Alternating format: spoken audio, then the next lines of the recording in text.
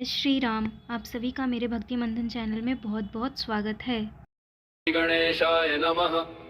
ओम श्री हनुमते नमः। ओम पंचमुखी हनुमते नमः।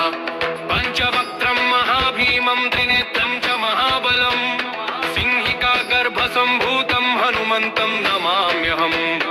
ओम हम हनुमते रक्ष रक्ष सर्वतो माम्। ओम हम हनुमते रक्ष रक्ष सर्वतो माम्।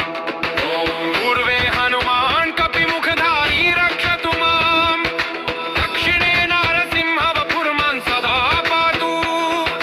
पश्चिमे गरुडरूपवान् रक्षतु। उत्तरदिशि वराहरूपः सदा रक्षतु माम्। पूर्वे हयग्रीवविग्रहः पातु मे शिरः। अधस्तात् ब्रह्मास्त्ररूपः पातु पादयुग्मं सदा मम। अष्टदिशि रक्षतु पञ्चवक्त्रः स्वप्ने जागृति गच्छतः पश्यतः शयानम्। पश्यन्तं हसन्तं चलन्तं सर्वदा रक्षतु हनुमान् महाबलः। ॐ अञ्जनीसुताय महाबलाय रामदूताय नमः। ॐ किलकिलाय वीराय विक्रान्ताय नमो नमः।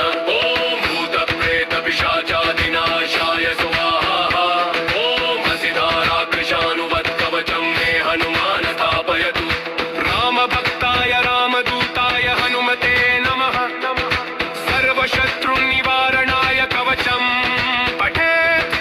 रक्षां कुरु महाबाहो त्राहि त्राहि नमोऽस्तु ते।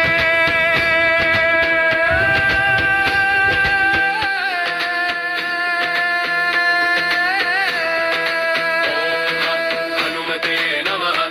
ॐ हम हनुमते नमः। ॐ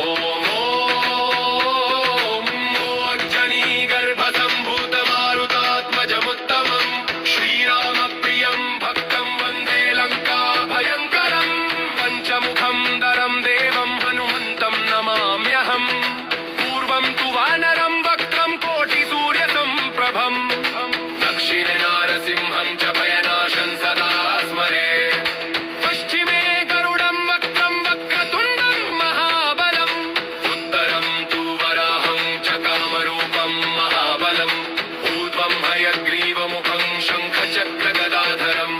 एवं पञ्चमुखं रूपं हनुमन्तं महाबलं यो स्मरेत् प्रातरुत्थाय सर्वशत्रुभयं हरेत्। नाशयेत् दुःस्वप्नं शुभं दुष्टग्रह